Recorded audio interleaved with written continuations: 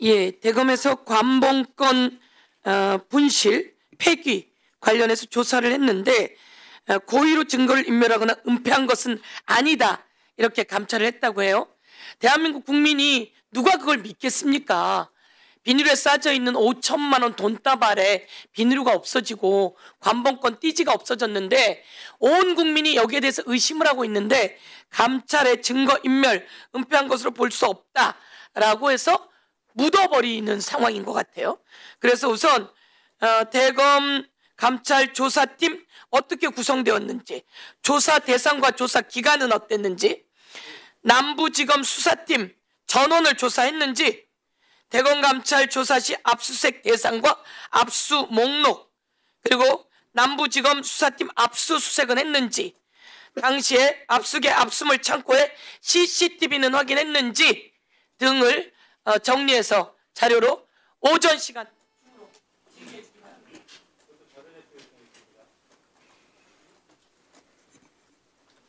네, 주진우 의원님.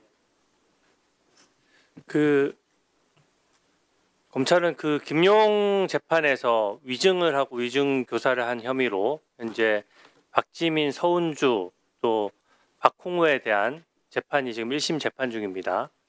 그 재판과 관련돼서 증거 목록과 수사 목록 함께 좀 제출을 해주시고요. 또 두 번째로 캄보디아 사건에 대해서 지금 59명이 구속돼 있습니다.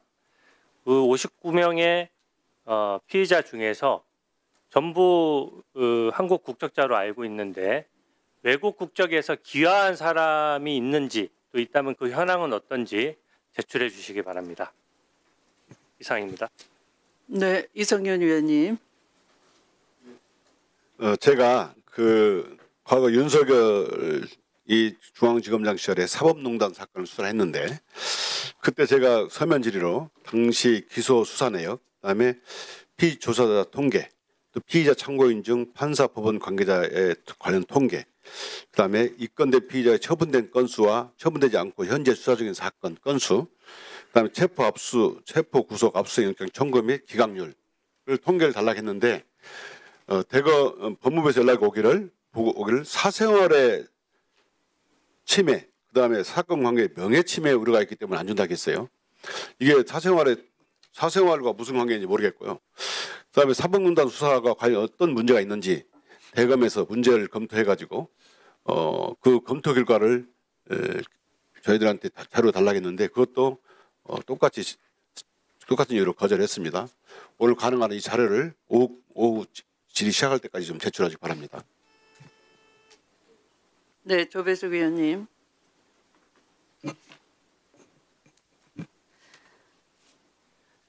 네, 우리 직무대행님. 네. 캄보디아 사태로 지금 걱정들을 많이 하시는데요.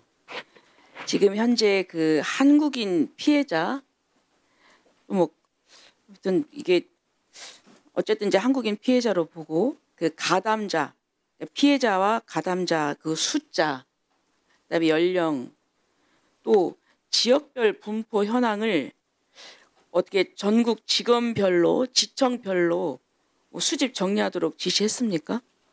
그런 적은 없으신가요? 예, 지금 지역별로 나누어서 수사 중에 있습니다. 아니, 수사는 나눠서 하고 있는데 피해자 및 가담자로 이제 분류할 수 있는데 그거를 지방이 더 많다고 얘기를 하더라고요. 그러니까 수도권, 비서권, 그러니까 어디서 수사하는 기관인가 그게 문제가 아니라 그거를 좀 분류를 해서 수집 별도로 통계를 내거나 이렇게 해서 대처를 해야 되지 않을까 싶은데요. 한번 확인해 보도록 하겠습니다. 예. 예. 네, 곽규택 의원님. 예, 지금 동부지검에서 수사하고 있다는 세관 직원 연루 의혹, 마약 밀수 사건 합수단이 구성되어 있다고 하는데 그 합수단의 구성 현황 그리고 그 합수단을 구성하고 있는 수사관들, 검사의 근무처 그리고 추가로 백혜령 경정 포함해서 몇 명이 별도의 수사팀을 뭐 구성했다고 하는데 그 수사팀의 현황, 소속된 원래의 기관, 네, 이런 부분 포함해서 그 수사를 하고 있는 합수단과 추가된 수사팀의 현황을 좀 제출해 주시기 바랍니다. 오전 중으로 부탁드리겠습니다. 네. 위원으로서 저도 자료 요구를 하겠습니다. 12.3 내란 당시에 대검 과수부 소속 검사 및 수사관들에 대한 자료 요구입니다. 기간은 12월 3일 화요일 18시부터 12월 4일 수요일 12시까지입니다. 소속 검사들 소집 관련 통지 문자, 그리고 소집 후의 회의 등 활동 내역, 수발신 통신 내역, 청사 입출입 내역, 개인 차량 및 택시 이용 내역, 관용 및 업무용 차량 일지, 구글 맵 타임라인, 그리고 청사 입출입 CCTV 자료 등입니다. 오늘 산회 전까지 제출해 주시기 바랍니다.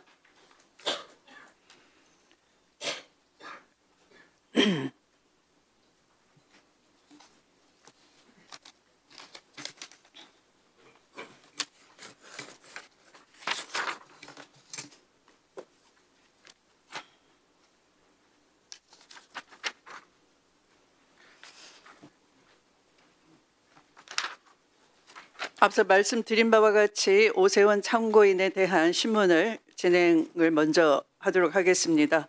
가림막 내부에서 진술할 예정인 점을 감안하셔서 오세원 참고인에게 신문하실 위원님부터 먼저 신문하시고 참고인을 이속시키고자 합니다. 다시 말씀드리면 오세원 참고인에게 신문하실 시간은 주질의와 보충질의 시간에서 차감하도록 하겠습니다. 양해해 주시기 바라고요. 오세원 참고인에게 질문하실 위원님, 네, 김기표 위원님, 네. 예, 경기도 부천시의 김기표입니다. 잠깐만요. 몇 분? 7분, 그냥 7분 다 하시겠습니까? 네. 모자랄 것 같습니다. 경기도 부천시의 국회의원 김기표입니다. 윤석열 내란 수계 피고인이 대통령이 된 20대 대선을 앞두고 이재명 당시 후보에 대해서 수많은 가짜뉴스가 양산되고 악마화에 굉장히 초점을 뒀습니다. 그중 하나인 것이 조폭 연루설이었는데요. 그때 조폭 연루설을 뒷받침한다는 자필 편지가 등장했습니다. 전 성남국제마피아파 조직원 박철민 씨가 동료 조직원 장모 씨로부터 받았다는 편지인데요. 잠시만요. 예. 편지에는 장모 씨가 당시 이재명 후보에게 돈을 전달했다는 내용이 적혀 있었습니다. 2021년 12월 22일 국민의힘 김진태 의원이 해당 편지를 공개하면서 검찰에 수사를 촉구했는데요. 자, 저 PPT 한번 보실까요? 내용을 쭉 보면 다른 내용은 다 일반적인 그냥 안부 얘기예요. 뭐 내가 7년을 받고 추가로 뭐 있을 것 같다 뭐 이렇게 돼 있는데 저기 제가 빨간색으로 네모칸을 해놓는데 이재명 당시 후보에 대한 관련점은 딱 그 이 문장이죠. 이재명 즉 일은 천천히 생각해보자. 그리고 이렇게 돼 있고요. 저기 한 페이지인데 제가 PPT가 작아서 두 개로 나눴습니다. 그다음에 두 번째가 이재명 후보와 관련된 것이 준석영님하고는 얘기된 거야. 생각해보니 이 지사 측에 내가 현금으로 준 건 7차례 정도 10억 정도 다음 서신에 얘기해 줄게. 이렇게 돼 있습니다. 자, 그 다음 볼까요? 근데 대검찰청에서 문서 감정을 했는데 보십시오. 아까 다른 것은 다 일반적인 안부 편지인데 안부 내용인데 저 이재명 측 일은 천천히 생각해보자. 그리고 저것이 전문적인 어떤 빛을 쏘는 그런 건가 봐요. 거기에 비춰보면 저것이 가필된 것을 알 수 있죠. 이재명 측 일은 천천히 생각해보자. 그리고까지 가필이 되어 있습니다. 그 다음 넘겨볼까요? 그 다음 또 이재명 후보하고 관련됐던 두 번째 것도 그대로 가필된 게 드러납니다. 준석 형님하고는 얘기된 거야? 생각해보니 이 지사 측에 내가 현금을 이것이 그대로 가필된 게 드러나요. 즉 말해서 저 편지는 전반적으로 그냥 안부 겸 편지를 한 건데 이재명 후보가 조직폭력배와 관련이 있다고 한 그 두 부분이 그대로 가필된 게 드러났어요. 그것을 가만 보면 이게 보십시오. 지금 나중에 맨 나중에 저 준석 형님하고는 얘기된 거예요. 이 부분만 가필을 않고 그 앞장 다시 넘겨볼래요? PPT. 이재명 측에는 천천히 생각해보자. 이것을 왜 넣었을까요? 저 문장을 빼고 오늘은 다름이 아니고 뭐 한세가 철민 이렇게 가면 자연스러운데 오늘은 다름이 아니고 이재명 측 일은 천천히 생각해보자. 그리고 이게 들어갔거든요. 즉 편지가 뒤에만 조작한 게 아니고 앞에서부터 그 얘기 있다고 지금 일부러 하나 더 넣은 거예요. 가필해서. 그 다음에 그 다음 페이지 보실까요? 지금 마지막뿐만 아니고 지금 저게 저 위에 춥다. 더 쓰고 싶은데 펜이 잘 안 나온다. 이건 왜 가필했을까요? 이게 나중에 기준점이 되는 글씨들이기 때문에 뒤에 거하고 비교해서 비슷한 글자들을 지금 널어 넣는 거죠. 그리고 펜이 잘 나온다는 제가 그냥 수사 경험상 얘기하는 겁니다. 이건 감정사 굳이 가지 않더라도 펜이 잘 안 나온다. 이걸 왜 썼을까요? 뒤에 제일 중요한 얘기 10억이 가니마니 하는 것을 지금 글자가 잘 비슷하게 안 되니까 막 가필을 합니다. 전혀 펜이 안 나오는 상황이 아니에요. 지금 그 전에 글자들은. 그런데 그러면서 위에도 하나씩 가필을 조금씩 해놓고 마치 펜이 안 나와서 그렇게 가필을 한 것처럼 그렇게 얘기를 해놓죠. 이것만 보더라도 그 자체로 조작된 것을 알 수 있어요. 그런데 이 일주일 뒤 사건을 맡은 수원지검이 대검찰청 법과학분석과의 해당 편지가 장모 씨가 쓴 편지가 맞는지 감정을 의뢰합니다. 근데 이런 가필되었다는 평가를 받았고 그 다음에 70일이 지난 대선 하루 전날 2020년 3월 8일에야 비로소 이게 결론도 이상합니다. 감정과 모두의 공통된 의견을 도출하지 못했다 이렇게 돼 있는데 이 뇌물편지는 결국 국립과학수사연구원의 감정 결과를 통해서 조작 사실이 최종 확인이 된 겁니다. 오세훈 감정사님 계신가요? 네. 본인 문서감정 업무 몇 년간 담당했어요? 2015년부터 문서감정실에 배치되어서 현재까지 근무를 하고 있습니다. 지금까지 한 게 감정한 게 몇 건 정도 되나요? 대략 550여 건 정도 됩니다. 이른바 이 조폭 편지라고 하겠습니다. 이 조폭 편지 감정 당시 본인이 실제 감정 업무에 참여했습니까? 예, 그렇습니다. 본인이 직접 했나요? 예, 제가 직접 참여했고요. 그 감정서에 그 담당 감정관, 공동 감정관, 선임 감정관 그 3명의 이름이 올라갑니다. 네. 근데 이제 실무상 그 대부분 담당 감정관이 해당 감정권을 처리합니다. 그러면은 이게 지금 통상 걸리는 게 감정이 보통 20일 정도 걸리죠? 대검에서. 그 예규상 20일 이내에 통보하게끔 되어 있고 뭐 예외적인 경우도 있을 수는 있습니다. 보통은 그렇게 처리하죠. 네. 그런데 이것이 지금 그때 얼마나 70일 넘게 걸렸죠? 네. 70일 넘게 감정 회신이 된 이유가 있나요? 그 가필 부분에 대한 그 감정은 이제 통보하고 그 뒤로 바로 이제 일반 필적 감정에 대한 부분을 감정을 진행했고 그 건도 제 기억에는 대략 20일 이내에 감정 결과를 내서 감정서 작성을 했던 걸로 기억을 합니다. 그런데 내용이 이게 지금 누가 보더라도 이렇게 의조한 게 분명한데 가필한 것도 확실하고 근데 판단 불명이라고 된 이유가 있나요? 그때 당시 내부에서 어떤 일이 있었죠? 이제 감정서 이제 작성이 끝나고 결재를 올렸는데 그 다른 의견이 있으니까 이제 좀 더 검토를 해봐야 되겠다 그런 취지로 이제 얘기를 해서 계속 지연이 되었습니다. 다른 의견이라는 게 저 감정서 자체를 보고 의견을 표시하든가요? 아니면 그 감정서와는 별개의 다른 의견을 얘기하든가요? 상급자 얘기겠죠. 예, 그 감정서 부분도 이제 얘기를 했지만 상대적으로 긴 감정 경력을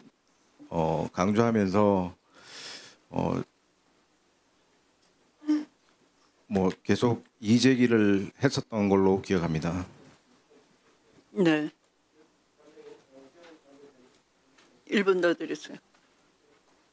오세훈 감정사님. 네. 그때 당시에 그럼 내부에서 본인이 이제 주임 감정사처럼 했고 그 이후에 윗사람이 반대 의견을 제시했다는 건데 아니다. 감정을 보면 이런 점이 있으니까 뭔가 좀 이상한 거 아니냐 이런 게 아니고 야 내가 경력이 더 많아. 그러니까 내 말 들어 이런 식으로 했다는 건가요? 그 부분도 예 같이 강조를 했습니다. 그 내부에서 회의를 한 적이 있습니까? 예. 회의가 결과가 어떻게 됐죠? 계속 결론을 못 내고 계속 지연되고 뭐 중간에는 일정 시간 동안 이제 아무런 조치 없이 지나간 시간들이 있었습니다. 아니 보통 검찰에서는 20일 동안 해서 안 놓으면 막 독촉을 하거든요. 사건 처리 빨리 해야 되니까. 네. 그런데 그런 독촉도 없었나요 검찰에서? 제가 이제 20일 경과한 이후에 좀 이제 조급한 마음이 생겨서 해당 검사실에 검찰 수사관과 통화를 해서 지연 사유를 설명하고 좀 기다려 달라 그런 취지로 얘기를 했습니다. 그리고 이제 더 이제 그 뒤로도 이제 장기간 지연돼서 또 몇 번 더 전화를 했었던 걸로 예 생각합니다. 감정 내용대로 아마 미리 발표가 되고 시간이 엄청했으면은 그 20대 대선에서 이재명 후보의 악마음이 없었을 것이다 이런 생각을 하면서 제 질의를 마치겠습니다. 네, 수고하셨습니다. 또 오세훈 증인에 대해서 김용민 의원님 질의하십시오. 네, 저도 7분 하겠습니다. 남양주변 김영민입니다. 오세훈 참고인에게 질의하기 전에 먼저 대검 차장에게 먼저 묻겠습니다. 예. 아까 인사말에서 지난 한 해 자본시장 범죄에 철저히 대응했다라고 했습니다. 그런데 작년에 김건희에 대해서 황제 조사하고 무혐의했죠. 예. 국민을 상대로 거짓말하시면 안 됩니다. 분명하게 이것은 질타하고 넘어가겠습니다. 자, 오세훈 참고인. 네. 예, 지금부터 제가 말씀드리는 것은 검찰이 수사권을 가지고 민생을 얼마나 망칠 수 있는지 그 사례를 한번 보려고 합니다. 자, 일단 준비된 PPT를 보죠. 사건 설명을 간단하게 하고 질의를 할게요. 자, 2020년에 회사 대표 A라는 분이 직원 B를 상대로 대여금 소송을 6,800만 원 대여금 소송을 제기를 합니다. 그런데 그 대여금 약정서가 법원의 감정에 의해서 위조됐다라고 판명이 돼서 회사 대표 A씨가 패소합니다. 그러고 나서 이 회사 직원 B씨는 이제 억울하니까 이 회사 대표를 당연히 고소를 하겠죠. 사문서 위조로. 그래서 대구지검에서 수사를 하는데 2022년 5월 달에 대구지검에서 이 문서가 약정서가 위조됐는지 안 됐는지를 대검찰청 문서감정실에 감정 의뢰를 합니다. 그래서 그 감정을 담당했던 분이 우리 참고인이시죠? 네 맞습니다. 기억나시죠? 그 그리고 대구지검이 아니라 대구 서부지청입니다. 아 그렇죠. 대구지검 서부지청. 그리고 2022년 11월 달에 우리 참고인은 그 감정 결과 위조됐다 이렇게 판단을 했던 거죠. 다른 사람의 해필적일 가능성이 높음으로 예, 판단을 했습니다. 네, 그거 한번 다음 페이지 보여주시죠.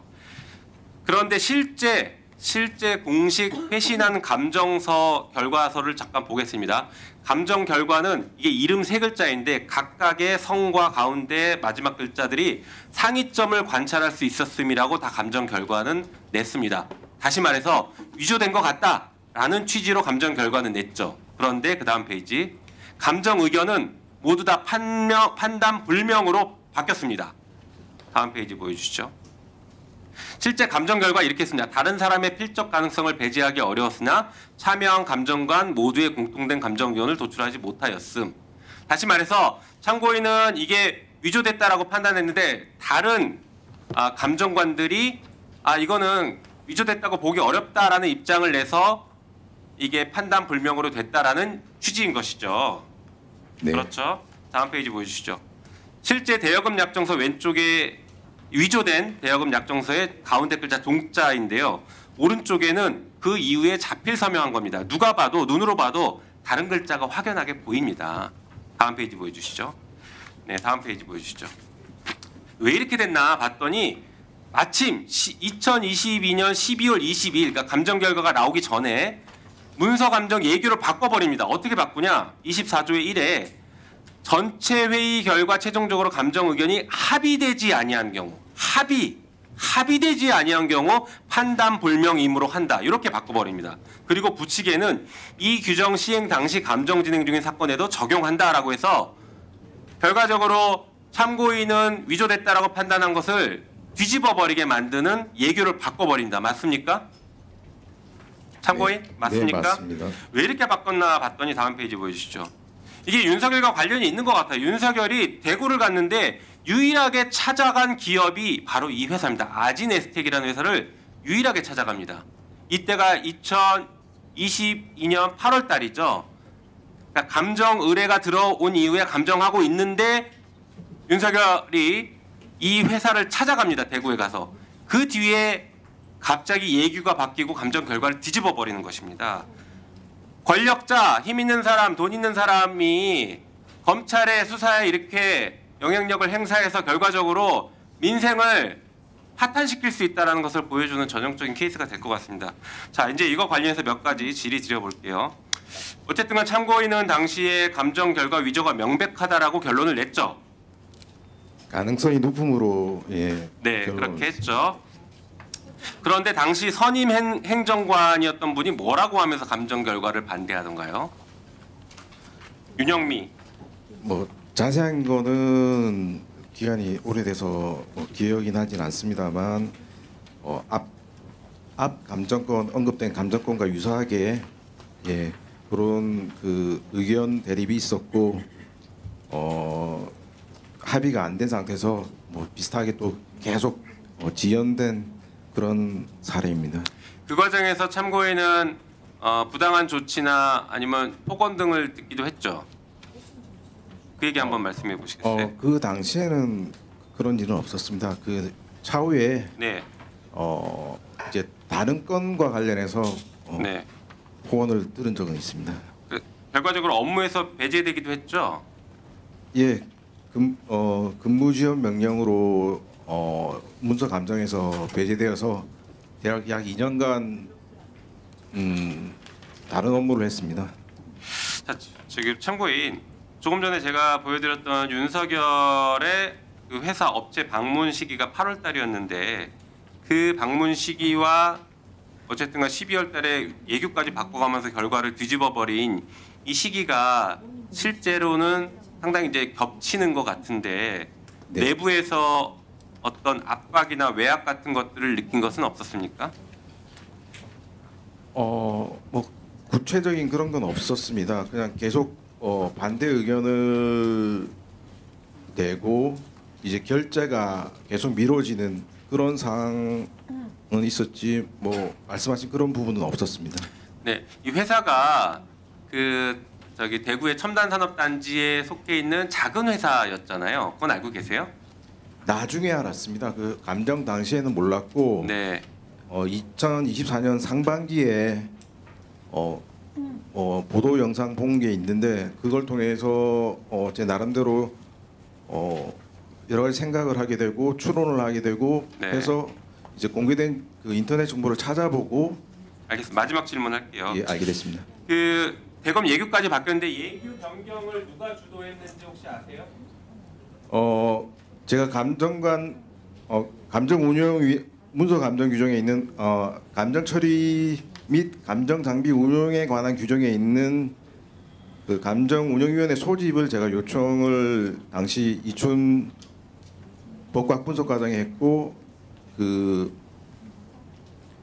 당시 법과학 당시 과학수사부장 현 정진우 중앙지검장께서 주재를 하신 회의에 지검장 말하는 거죠? 예 맞습니다. 네.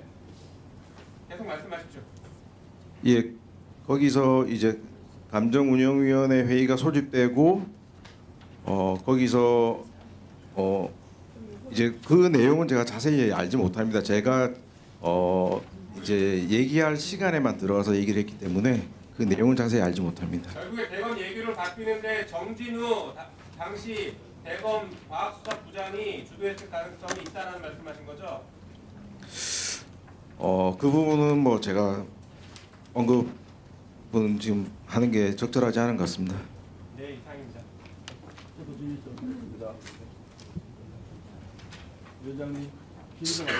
네, 손을 든 순서대로 하겠습니다. 전현희 위원님. 아까 손을 들으셨어요. 아까는 전현희 위원님이 여기 제가 써놓기 전에는 이쪽 국민의힘 교섭단체에서 질의하시겠다는 위원님이 안 계셨습니다. 네, 3분만 하겠습니다. 3분. 3분. 네. 조용히 해주십시오, 송석준 의원님. 그 에이펙 주관인 관계로 우리가 회의를 질서 있게 좀 할 수 있도록 원활하게 할 수 있도록 좀 응해 주시면 감사하겠습니다. 네. 네, 오세훈 감정감님. 네. 이 감정 결과와 관련해서 이재명 후보에게 유리한 감정 결과가 대선 전에 반영되지 못하게 함으로써 윤석열 당시 대선 후보의 이익을 도모한 검찰의 부패행위다라면서 권익위에 공익신고 접수한 사실 있죠?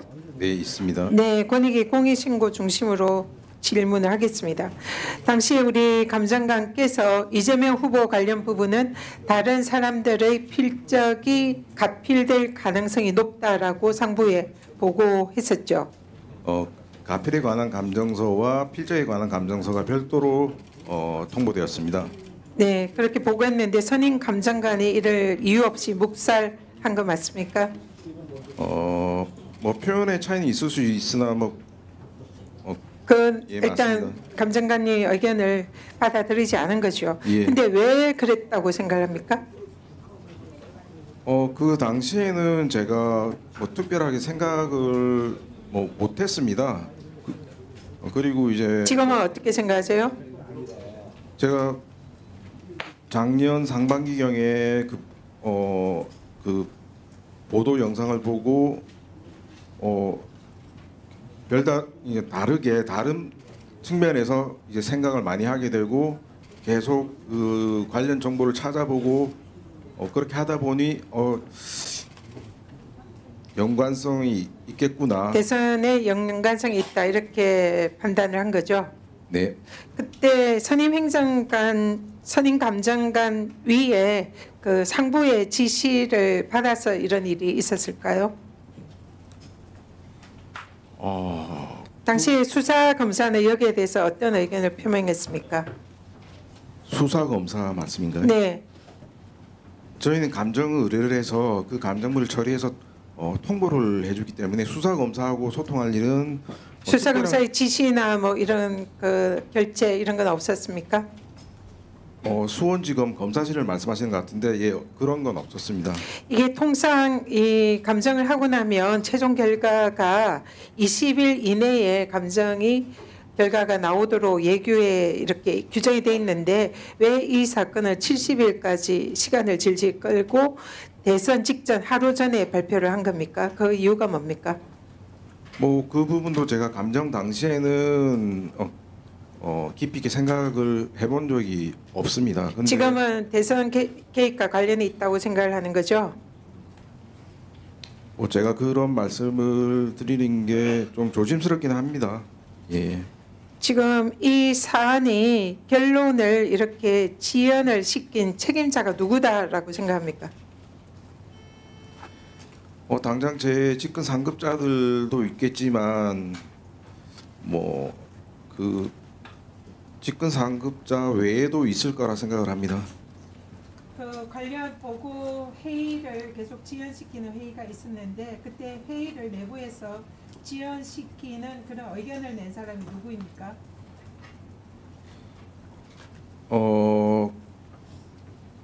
공동 감정관을 말씀하시는 건지 아니면 저희 직근 상급자를 말씀하시는 건지 정확하지 않은데 둘 다 말씀해 보십시오. 예, 뭐 타 감정관들도 반대 의견이 있었고 그 선임 감정관 당시 법학 분석 과장은 수차례 제가 관련 보고도 하고 했었지만 그 뒤에 적극적인 조치는 없었습니다. 네, 수고하셨습니다. 네, 나경원 의원님. 자, 증인에게 먼저 저는 일단 몇 분 쓰시겠습니까? 저는 3분 쓰겠습니다. 이 지금의 이렇게 회의 진행에 대해서 좀 이의를 제기합니다. 저희한테 의사진행 발언을 안 주시니까 부득이 말씀을 드리는데요. 저희가 이렇게 증인 감정인을 계속해서 민주당이 뭐 아프다, 그래서 오전에 해야 된다, 또 비공개 증인이니까 오전에 따로 해야 된다 하면서 민주당의 일방적인 이러한 운영에 대해서 이의 제기를 합니다. 이 부분에 대해서 분명히 저희는 오후에 하자는 의견을 말씀을 드렸다는 말씀을 드립니다. 자, 증인 하나 물어봅시다. 감정 예규가 바뀐 것에 대해서 이유를 아십니까? 최근에 개정된 아니 2022년 12월에 감정 예규가 갑자기 바뀌었다. 그거는 뭐 윤 전 대통령을 위한 감정 예규의 변경이었다, 이런 취지였던 것 같아요. 자, 감정 예규가 바뀐 이유를 아십니까? 감정운영위원회가 소집되고 그 뒤에 이제 개정 작업을 해서 개정된 걸로 알고 있고, 그 과정은 제가 전혀 알지 못했습니다. 그러니까 이 부분에 대해서는 알지 못하고 다만 이런 의혹 제기가 지금 민주당 쪽으로서 있는 것이네요. 자, 그러면 이 감정 예규에 대해서 대검 차장, 이 감정 예규가 원래부터 뭐 운영위원회가 소집되고 이런 절차를 거쳐서 했다고 하는데 이것이 원래 예정되어 있었던 겁니까? 아니면 뭐 갑자기 12월에 갑자기 대통령 사건과 관련해서 이거 바꾸자 해서 바꾼 겁니까? 제가 알기로는 2022년 12월에 국제기준 코라스라고 문서감정 국제 표준 기준에 있습니다. 아마 그 표준 기준이 3인 합의제로 하는 게 원칙이다 해서 3인 합의제가 서로 3인의 의견이 맞지 않으면은 판단 불능으로 가라는 그 표준 조항이 있습니다. 아마 그 조항에 맞춘 것이 아니냐 그렇게 생각하는데 정확한 개정 이유는 저도 잘 모르는 상황입니다. 그러면 결국은 국제 표준 기준이 그 즈음에서 바뀌었고 그 국제 표준 기준에 맞춰서 우리도 감정 예규를 변경했다, 이렇게 정리가 되면 될까요? 국제 표준 기준이 그 전에 그 즈음에 바뀌는지는 저로서도 잘 모르는. 그러면 그 시점이라든지 이런 부분을 좀 정리해서 그것이 왜, 그러니까 지금 말씀은 어쨌든 국제 표준 기준에 우리가 기준 절차가 맞지 않았고 그런 이유로 우리의 기준도 바꿨다라는 이야기 아니십니까? 그게 결국은 국제 표준 기준이라는 것에 우리가 맞춰서 해야 되는 것은 맞는데 그 시점에 대해서 좀 정리해 주시면 좋겠습니다. 자, 문서 감정실장께 좀 질의하겠습니다. 지금 이제 두 가지 사건인데 장영하 위원장 사건이 유죄가 되면서 이 부분에 대해서 민주당에서 그 이재명 대통령, 제가 1분 더 쓰겠습니다. 이재명 대통령 조폭 연루설은 허위이다, 이렇게 주장하고 계신데 지금 이 판결은 결국 장영하 위원장이 이 허위에 대한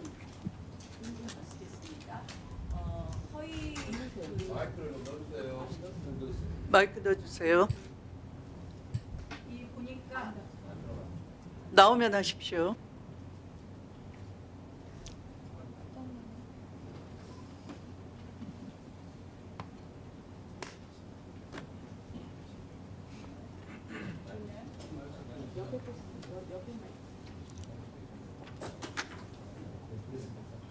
네. 그 내용을 보니까 이 사건 판결이 저도 정확하게 보지는 않았지만 결국 대통령의 조폭 연루설 자체가 허위다, 이런 판단이라기보다는 장영하 위원장의 허위 부분에 대한 판단이다. 그래서 이 사건 판결만으로 그 대통령, 이재명 대통령과 조폭 연루설 부분에 대한 사실관계에 대한 판단은 없다는 것이 2심 판결문인 것으로 보여집니다. 자, 이 감정이 지금 오래 걸렸다. 결국 제가 보니까 이거는 대통령 선거 전이고 윤석열 전 대통령이 집권하기 이전에 있었던 감정인데요. 이 감정이 특별히 오래 걸린 이유가 있었습니까? 저도 언론을 보고 70일이라는 거를 알게 됐는데 아까 그 다른 위원님께서 말씀하신 20일 이내는 근무일 기준 우리 규정상 20일 이내고 달력 기준이면 한 달 정도 됩니다. 원래 규정상. 그런데 이제 이거는 70일이니까 한 2배 정도 걸린 거고 그래서 제가 2021년도 그 저희가 감정 통보했던 건의 통계를 보니까 60일 이상 도과돼서 통보한 건이 14건이 있었습니다. 14건이 있었는데 그중에 12건을 오세훈 연구사가 60일 도과해서 통보를 했습니다. 4명의 감정관이 감정을 하는데 14건 중에 12건을 오세훈 연구사가 60일 도과해서 감정을 했기 때문에 도과건에 대해서 뭐 지연을 시켰다 이렇게 그 주장을 하는데 그건 정말 사실과 다르고 저희 감정 통보하는 거는 담당 감정관이 본인이 일정을 조율해서 본인 재량으로 언제 통보할지 이걸 먼저 할지 저걸 나중에 할지 그렇게 하는 거기 때문에 선임 감정관이 그걸 개입을 해서 뭐 지연을 시키고 그거는 전혀 맞지 않는 주장입니다.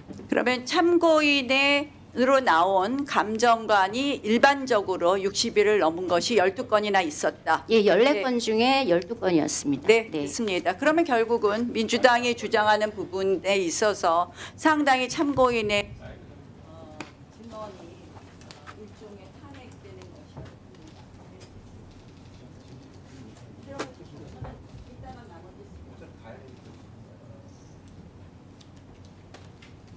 질의하겠습니다. 네, 박은정 의원님 질의해 주세요. 2분. 네. 네, 오세훈 증인께 묻겠습니다. 예, 참고인입니다. 아, 참고인. 네. 이 문서 감정에 대한 그 결론이 세 가지 대검 얘기에 따르면 세 가지인데요. 인정됨 가능